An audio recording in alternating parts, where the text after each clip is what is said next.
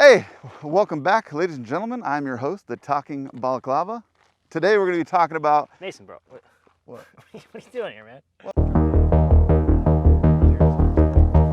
Waste not money. Around? Yes. That's like $1. I got a SWAT guy out here. And the goal, this entire ploy, was to get him to give me free training. So I'm living in 4D chess mode right now.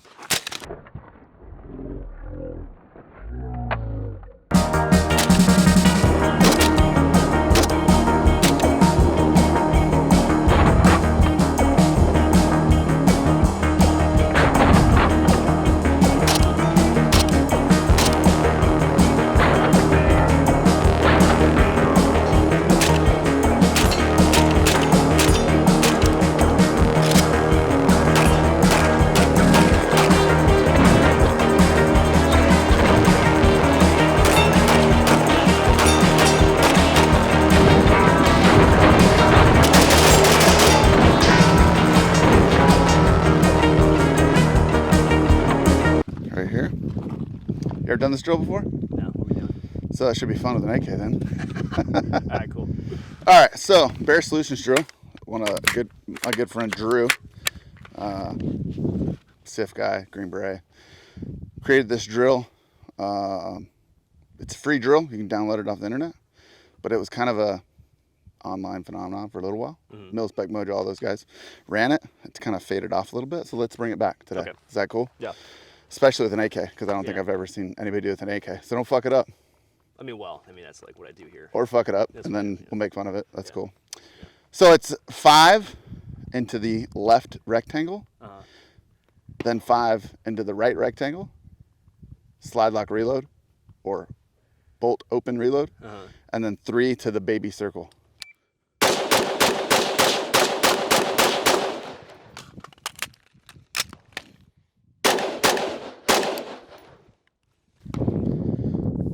Two misses. Time? 8-10 looks like. So under time with 2 misses. So failure.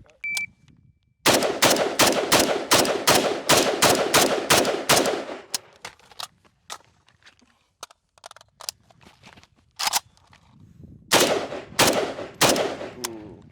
1 miss at a 12.28. Not bad with an AK. So this one is another favorite. I think they call it the readiness drill or something. Red back 1, 10 rounds rifle, transition to pistol, 10 rounds pistol, reload said pistol 2 rounds, then reload said rifle 2 rounds.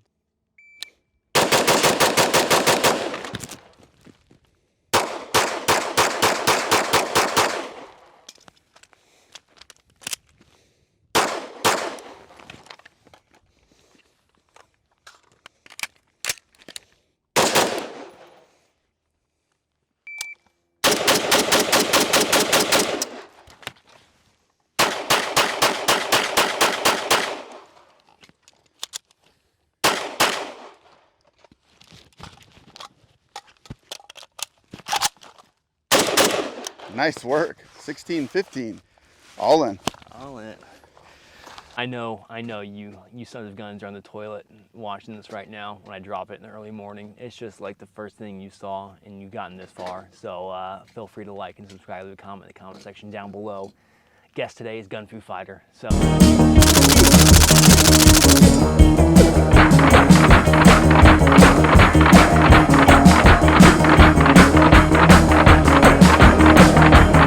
Gentlemen, this video is sponsored by, you guessed it, Apex Gun Parts, the biggest supporter of this channel. Was a big fan of Apex long before even starting my own YouTube channel, so head on over there, let them know that Admin Results sent you, and they may just give you a hug and a kiss, or maybe just hook it up with some wicked sick product to help you fulfill all your Milsurp fantasies, make them come true. Head on over to Apex Gun Parts, yet again, let them know that I sent you, and I sent you with love. Gentlemen, another sponsor for this video is going to be CoolFire Trainer for taking your dry firing game to the next level. We often talk about in gun culture that dry fire will make you a better shooter, so why not invest a little more in your dry fire setup? You will save money in the long run and increase your reps and potential and training.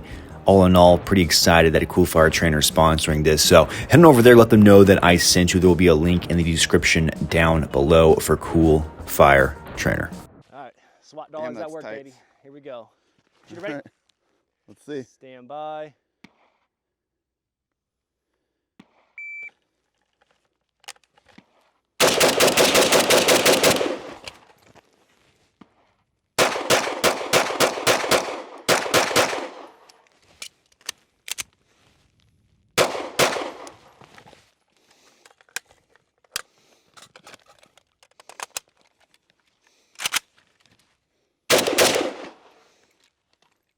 .22-62. God. How'd that feel? 8 up. That's how it felt. You get what? 1 miss? Yeah, with that pistol.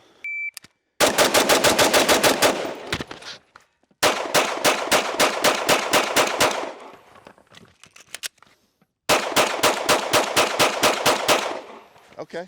I mean, you can make up the drill as you go, I guess. I don't know why I shot 10 extra rounds. I just got going. I was like, Fuck man, it. this is fun, dude. Keep Fun. going. Yeah. And you 10 extra rounds, and you still beat my time. I go this one or? Do both. We got like 2 cameras set up, so it's like, I feel like I talked to the camera guy. If I look at that one and you look at that one, is that okay? No, I think. Hey guys, and then you and then Yeah, it was all good. and then we can switch. Yeah, Like we pivot. we go like It's this. yeah, I go like this. transition, Switch, and then Yeah, we talk to this camera. We pivot to this camera. all right. That camera's probably gonna look funny though. Money here. Um, Got it. and then, well, we can talk to this camera. Gentlemen, welcome back to the channel. I'm your host, the talking balaclava, the real balaclava. I have here with me Mason of GunFuFighter. His claim to fame on Instagram is he's a high-speedy SWAT guy here in the Valley. I can't say. Slow speedy. I mean, yeah, he's getting old. He's like old now, but Sorry. I can't say where he works. He was asked me kindly to keep that redacted, so we shall oblige him. But he's kind enough to grace our channel here and impose some knowledge, and it's good to talk to different guys of different backgrounds, whether it be military, law enforcement, civilians, because everybody, I believe, is a master of their own trade and their own craft. Now, with the SWAT guy such as himself, being the old guy that he is, he brings a lot of knowledge and experience in one aspect of, not just one aspect, I should say, but, there's a lot of things he brings to the table with his life experience as well, and it correlates very nicely with the gun culture here. Sir, thanks for being on the channel. Happy that you are here. Appreciate it. Thanks for having me, man. So let's dive into it. So, law enforcement, how long have you been doing SWAT stuff, being a cop, doing all that stuff? 7th year of the whole SWAT thing, and 16 years in law enforcement. Wow. Unfortunately. So, Yeah. are you going to retire soon? Is that the plan? I'd retire tomorrow if that was a possibility, but unfortunately, it's another 4 years probably, Yeah. give or take. So, you're at the 20 years. What's looking like that after you retire? What are you thinking about doing? A lot of what I'm doing now outside of work, obviously, I have a lineage defense training company that I co-own with a buddy of mine, Lucas Aguilar, and swag line, and just go have fun, do events, SHOT Show, freaking come shoot with you. With random internet people? Yeah. Yeah, so I mean, it's always nice when you meet internet strangers. You go out and you're like, hey, let's go shoot in the flat range. Never met you before, but let's go play around with some live rounds. So it's always fun. What the internet brings I think it people needs to be together more of this. Right. I mean, every now and again, there's some cat fights on social media between the gun community and the other gun community. for. Yeah. If you want to say that, and I don't get it. So I don't see why we can't just all get along. That's something true. I feel like there's a lot of divisiveness. Like guys are, tearing each other apart unnecessarily within our own community. You know what I mean? Because I know you fall within the more conservative realm of political beliefs, right? I've seen your stuff working with Turning Point USA. That's some good stuff. The left does a really good job, from what I've seen, of all banding together and sticking together. The people that hate us, and i.e. us, 2A people, regardless, cop, otherwise, civilian, doesn't matter, stick together very well regardless of how much they like or dislike each other. They do a very good job of like, hey, I hate you, but let's stick together towards this one common goal, which is to hate conservatives and 2A people. Yeah. I don't think we do that. I think we do a good job of being honest with each other, which I think is a good thing. However, that's not going to win the fight on the 2A. No. Unfortunately, that's not the way that works. They're going to point to us and say, look at those guys fighting over there, Yeah, we do balkanize in our own subgenres and groups, and we all attack each other.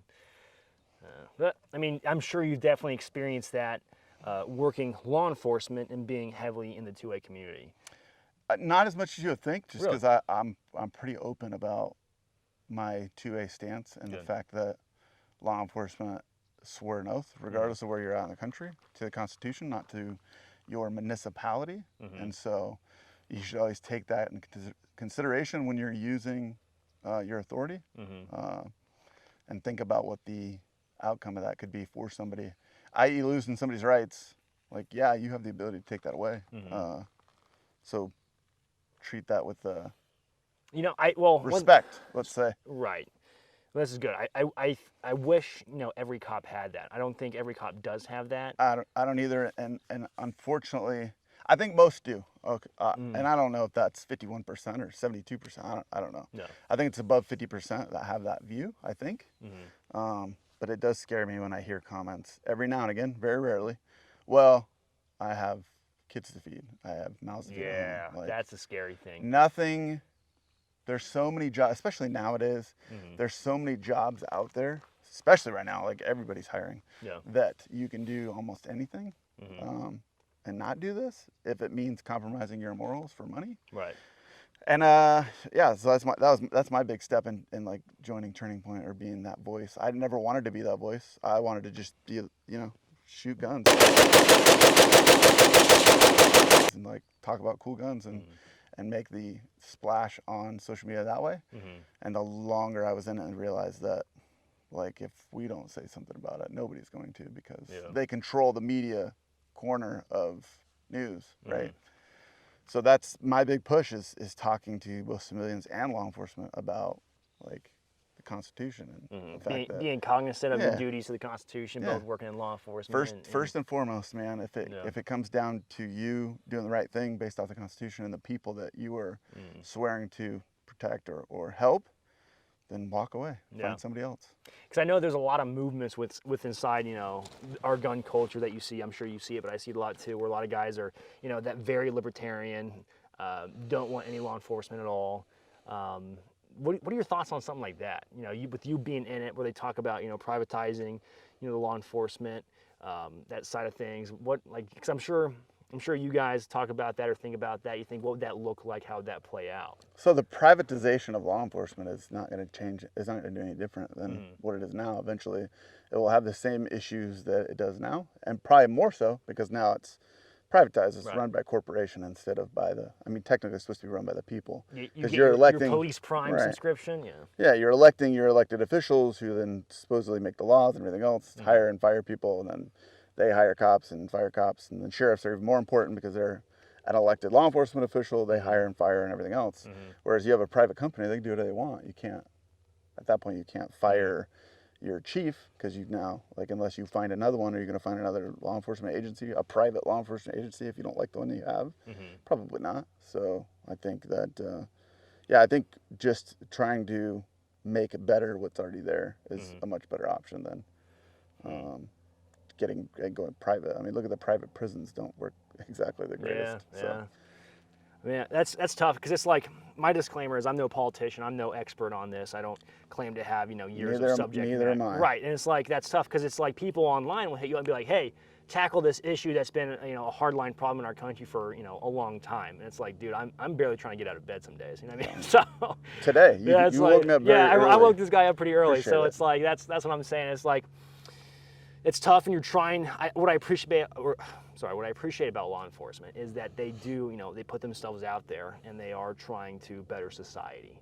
And, you know, they are still people, and they are valuable. Yeah. But I mean, they're taking care of problems that I don't want to take care of. I don't want to deal with people going about messing with other people's lives. I want to do my own thing. I want to be on my own time. And they are, you know, essentially the garbage men of society, taking out the trash that I don't want to deal with. Yeah. So there is that appreciation on my end of that, and how I kind of view it.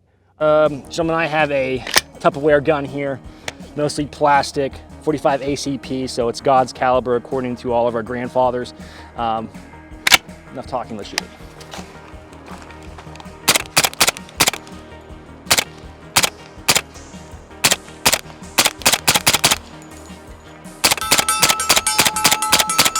If you'll look down range, there's about 90 craters. It looks like a meteor shower. It does kind of freak me out when I do see people that have like this blanket love for law enforcement. I'm like, that's kind of weird, because I don't have a blanket love for like anybody.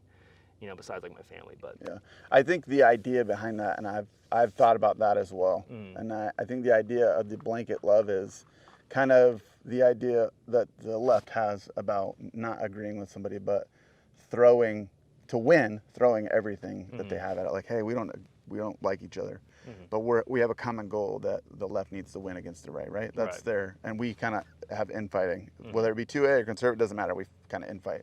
I think that's the same philosophy of a lot of people that have love for law enforcement, is they're trying to like opposite the left. seesaw of the left's Right. anti for no reason. Like, hey, if I even show a little bit towards the center, like, hey, that needs to be fixed, this needs to be fixed, yeah, then they're gonna take it and just run with it the other direction, versus it's a fight to get to the center, right? And I think, well, and I don't think anybody can deny, like, my dad was in law enforcement 35 years. I don't think anybody can deny that you can make changes for the better. It's just the changes that are forefront in the media that are yelled about, like, that doesn't make any sense. Like, what you're saying doesn't make any sense. There's plenty of stuff that you can tackle, but it's not sensationalized like what you're talking about. But what you're talking about is not correct. It's not factually correct. Like, I think where my worries comes from is like that blanket love, where it's like you get to realize, because there is some truth to it, absolutely, but who's going to be enforcing, say, unconstitutional laws? You know what I mean? Are they going to be enacting military force? Are they going to be calling upon, local police departments to say, if there was like, every gun guy has a fear of, okay, they're coming for our guns, who would end up taking our guns? And it's like they think, first off, they think the police, right? Because they're going to go door to door. Yeah. But it's like, well, all right, if they're drawing your line in the sand, it's like Lexington and Concord it. They're coming for a fight. They're coming. It's like you already know what's going on. So it's interesting that you bring that up, because I used to watch a clip from, and I'm sure you've seen it, everybody's seen it, Ice-T in an interview talking about the Second Amendment. He's like, absolutely need the Second Amendment. He goes, I'll give up my guns when you give up yours, basically. And at the end, he said, yeah, that's how do you think we're going to fight the police if they? And I was so offended by that, because I was a young cop. Yeah. And even now, I'm like, it's bold, right? Right. But when you think about what's going on, fast forward from the first time I watched that, which was 10, 12 years ago, till now, and then you look at Australia. Yeah. And what's going on with Australia, then there's not a whole lot of outspoken cops in Australia right now saying, hey, I'm not going to do this anymore, I'm quitting. Yeah. Like, they're all just like, yeah, don't leave your house. Yeah. In fact, we came to your house and knocked on your door and you didn't answer, so that means you're not there. You now made you're a bad arrested. Facebook post. You're going to jail. You're getting arrested. So what? Yeah. I don't think that there's two things that we have here that they don't have. One is firearms, Second Amendment, and two, there's a lot of cops like myself, even more so than myself, because obviously I'm more center than some. Right. There's a lot of cops that are way right and that have come out and said, absolutely not. Here's my stance. I'm leaving already. It's gotten to the point at my agency that I'm not staying here, and here's my view. You don't see that in other countries. Right. So I think we have a lot more of a principled stance with a lot of cops that I don't see that happening anytime soon, but it's something to think about. That does give me the warm fuzz, when you have guys that are in that, they're in a good spot to stick up for you. Yep. You know what I mean? Like, they're in a good spot to play the game, stick up for you. They're in that position of authority, technically. So I think that should give gun guys, the warm fuzzies. And it's like, if they came out, if the powers that be said, hey, unconstitutional time, we're taking all your guns, it's like, you would hope and you would think, and I still think there will be some cops that be like, well, this is my job, I'm taking guns, and it's like, ooh, you're gonna be on the wrong side of history. But so I think that because of all the people with mindsets of the opposite of that, I think that they're gonna have a hard time. Look at the nurses situation right now, right? Yeah. That don't want to get let's not say it because we don't want your channel banned. Right. But 50%, 60% that don't, and they're like, they're gonna either fire them or they have to quit. And there's a lot of like, all right, I'm quitting. Yeah. I'm not gonna be a nurse anymore. So if that's any inclination as to the mindset of American culture, then hopefully that translates over to law enforcement at some point if it's ever needed. If that makes sense. That's what I would hope. I hope people would have the gall to stand up, to the powers that be and say, hey, no, we're not playing ball with this. Just say no. It's not. That's not appropriate, and it's not something I feel morally comfortable with. And the nice thing, what's like this weird X factor is that those people in those positions that are getting put between a rock and a hard place, law enforcement, first responders, nurse staff, medical staff, they are, kind of the more they have a lot of skill sets that makes them hireable in the job sector. And I think people in those professions kind of lose that idea of like, hey, I could get a job elsewhere and make some good money. Yep. It's like you kind of took on this, this service to your community, and you kind of took that with a pay cut, but now it's like that life experience that you got, that should be a good reminder, like, hey, I could take these skills on the road and run with it. Yeah. So Civilian market pays really well, so don't. And even in the civilian market, people are getting hit with, hey, you have to get this or else we're going to fire you. Yeah. But it's like, all right, cool, go to a job that doesn't have it. You know what I mean? I know it's tough though, because people have like their livelihoods, they have their savings. Some people live paycheck to paycheck, which financially responsibility, that's not the best move, but it is what it is. Well, it's interesting to see, like, it's going to be interesting to see the next 6 months to a year, like the mindset of bureaucrats, i.e. like people in charge of hospitals or law enforcement agencies, and their mindset 10, 15, 20 years ago, if you don't like it, leave. It was always the mindset, right? Like, if you don't like what we're doing here, just leave. It can't be done anymore because now people are like, all right, cool. Gen Z, Gen X, millennials, you can name them whatever you want, but the era of anybody born 82, 83, 84, 85 and above are just like, oh, if I don't like it, leave. Okay, see ya. And they leave, and then they're like, wait, well, I don't have anybody to work for me. So the upper echelon, the people in charge, are having to change their mindset a little bit, which I think is good. I think it's just going to take some time, unfortunately. Yeah, I have some buddies that work in a department I'm sure you're familiar of, but they are getting hit with the mandatory requirements. I don't want to say it either because I do worry about like the algorithm messing with the channel. But you get like 5 views tomorrow. I know, it's like it just like vanishes. Like the channel's just gone. But should I point right here for the disclaimer that's going to come up? The disclaimer, hey guys, if you need any information, it's going to be right about here. And it's like the irony of this is like, for most part, it's like I'm not against this medical procedure that we're talking about. I'm not either. And it's like if it's something that you think that you need, I've recommended it to people. And it's like that's a frustrating thing, is like if this is something that you think that you need. But forcing somebody to do something that they don't want to do, especially medically, is just un-American. Very un-American. Very un-American. That's a no-go. Yeah. That to me is a good grounds being like, hey, I'm out. I don't want to be an enforcer for this said regime. And it's like I'm bouncing out. So agreed. That's the nice thing. Okay, so on to a different topic. We got pretty political, but yeah, that was odd, right? I know, a little bit. It's like I warned Jim Fuller when he was on. I was like, I try not to get too political. I'm really wearing like a balaclava, so it's like one step away from like terrorist watch list. So, are you on the no-fly list?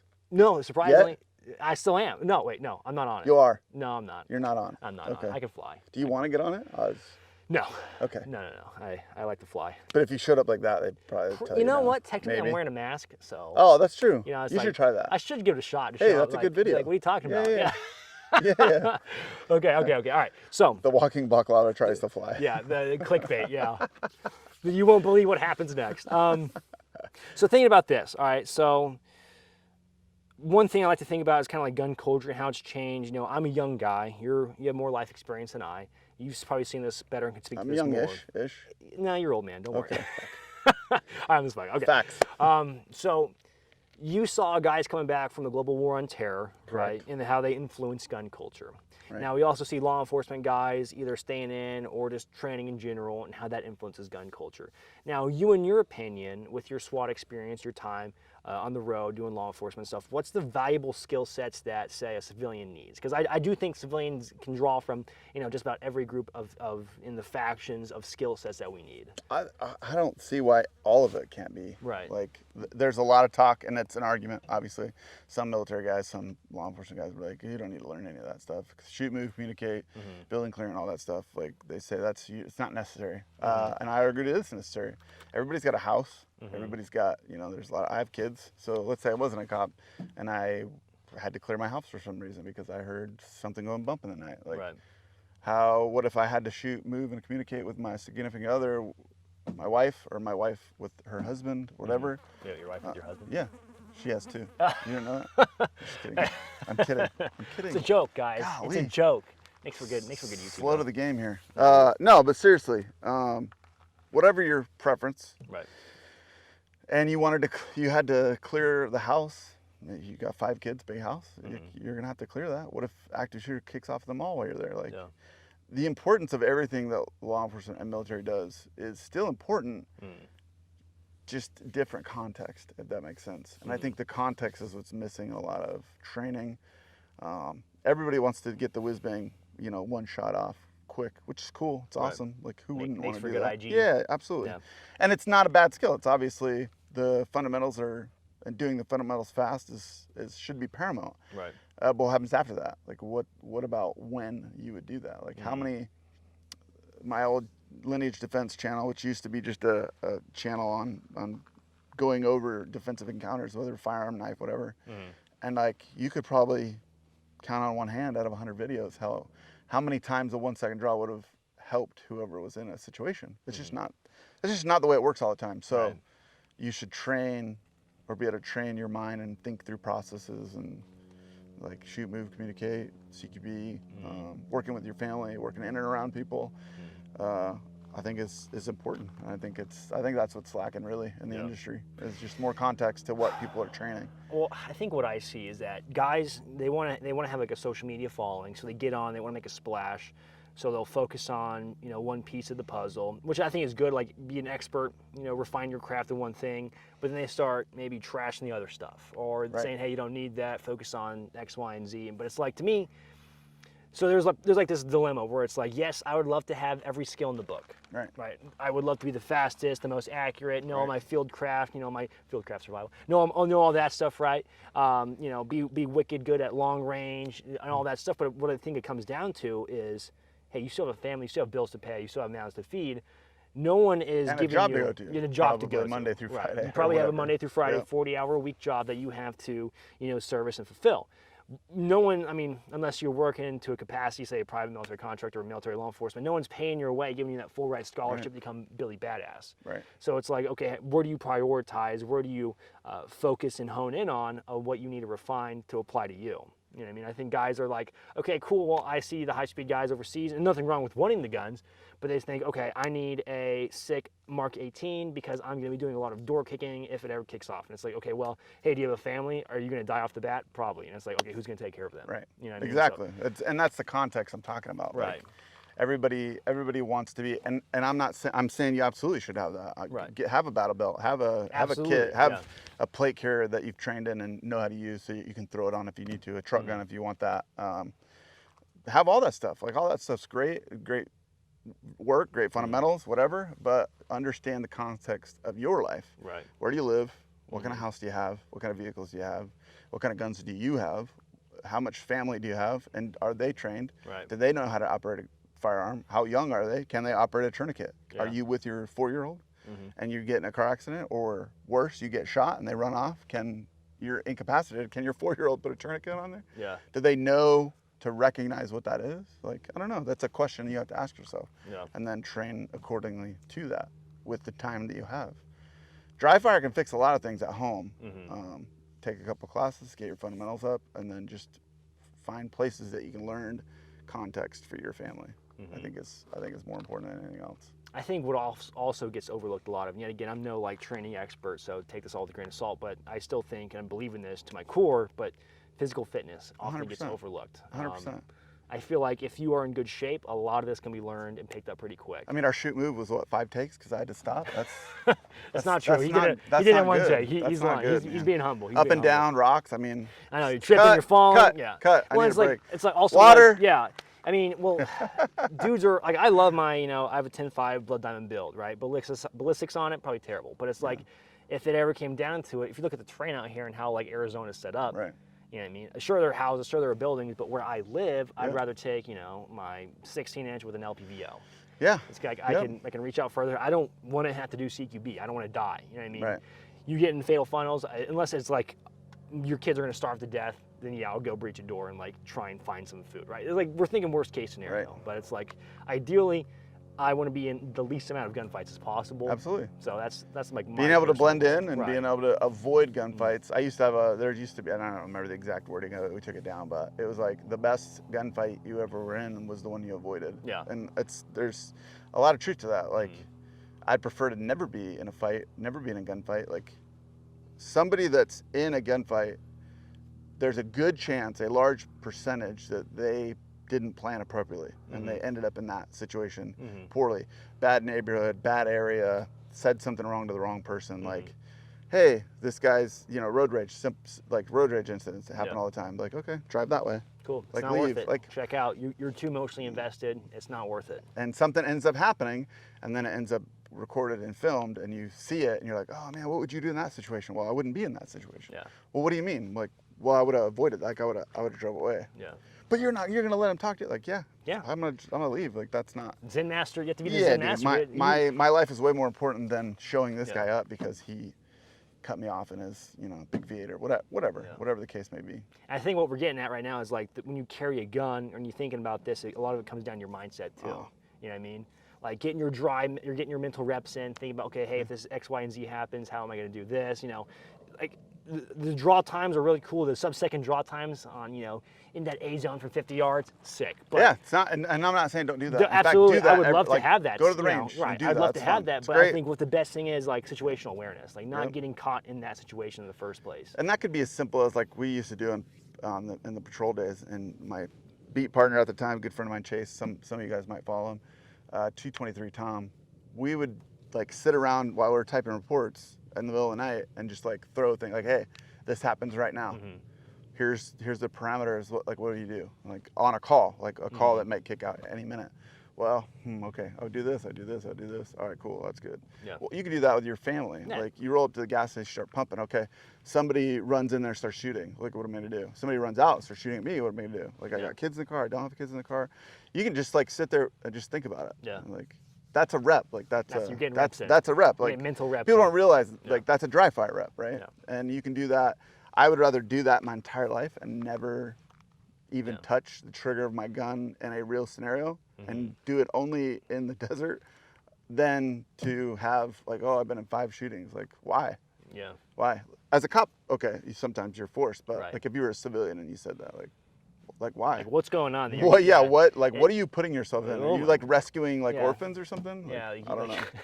Like what's happening as a civilian? Because if that's the case, cool. But As long as the court, it all works out in court and everything like Right. that, hey, and it was all justified by well, all and that's means. another thing people. That's another thing people don't think of in their training. Like they train this one, you know, all this cool stuff, whiz bang stuff. Yeah. Okay, what happens after you shoot somebody? Yeah. It's like Are you gonna render aid? Are you gonna like? Do you need to render aid yourself? Where's your family at? Like, okay, so cops are gonna show up. What are you gonna do when they show up? You're gonna get shot by them, or are you gonna have a pre-planned like a de-escalation for yourself, so that when cops show up, you're like, hey, dude, I'm the good guy.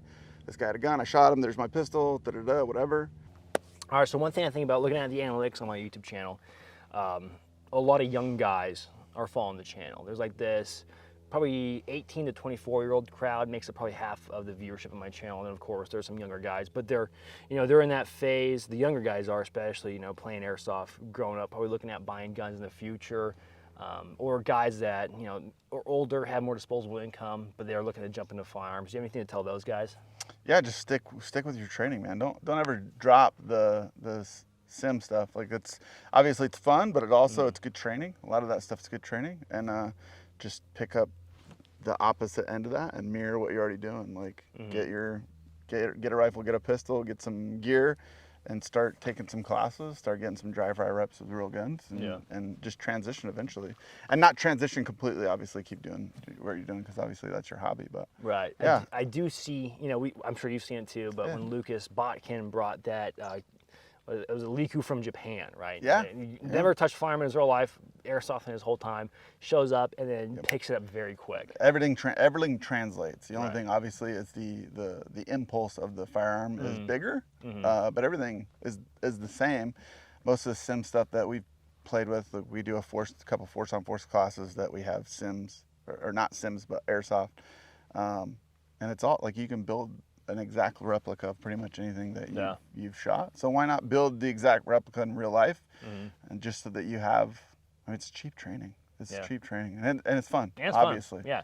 Yeah. No cop or military guy can tell me that the funnest training is not sims. Like force-on-force sims is like the funnest training you can do, and so it's no different. It's just a different round and a different style of, but it's the same thing. Like I mean, I think you saw, but I went to that airsoft event not too long ago. Fun. It was a blast. Yeah. It was a total blast. I'm surprised not more gun guys, or more gun guys need to be hopping into that, man. Yeah. Really, really cool, really fun. You're hanging out with dudes is like the funnest part, other like-minded guys, and you're shooting at each other with toy guns. Yep. Dudes are living throwing frags and grenade launchers at you. I think I killed more guys on my team though than I did the other team. But Well, I mean, whatever. yeah, it's airsoft. So You learn, yeah. Yeah. You live live and and you learn. learn. Yeah, this is a good place to do it. Get Or it you all die in your and you system. learn. Right. That's true. Yeah, that's a good point. Well, man, I appreciate you coming out, and being on the channel. It was fun Thanks for having having you. me, man. Appreciate I it. mean, anything you want to plug for your own stuff? Just me, and then Lineage Defense, which is our training company, and soon GunFuFighter will be its own swag line. So Moving in, dude. You got to plug the own swag line. I know how it goes, man. Yeah. Well, man, I appreciate you coming out. Yeah, Thanks for thank being on you. the channel. Thanks for having me. Good to have you. Thanks for out shooting if you me, ever, too. If you ever Appreciate pull the that. shenanigans again, I swear to God, I'm gonna... Gentlemen, hey, if you enjoyed this video, feel free to like and subscribe, leave a comment in the comment section down below. Your comments are a sacrifice to the algorithm god, a god of which that is tacky and angry, so to appease them, I appreciate it. I know it's YouTube and cheesy. If you want to support the channel in any way, shape, or form, I have a Patreon. Patreon's a great way to do that. You can also do a merchandise. I'm selling shirts, merchandise, hats, swags, fanny packs, all that stuff. Helps out the channel, offset costs of dumping brass downrange like every week when I go film, and paying my camera guy. So that helps.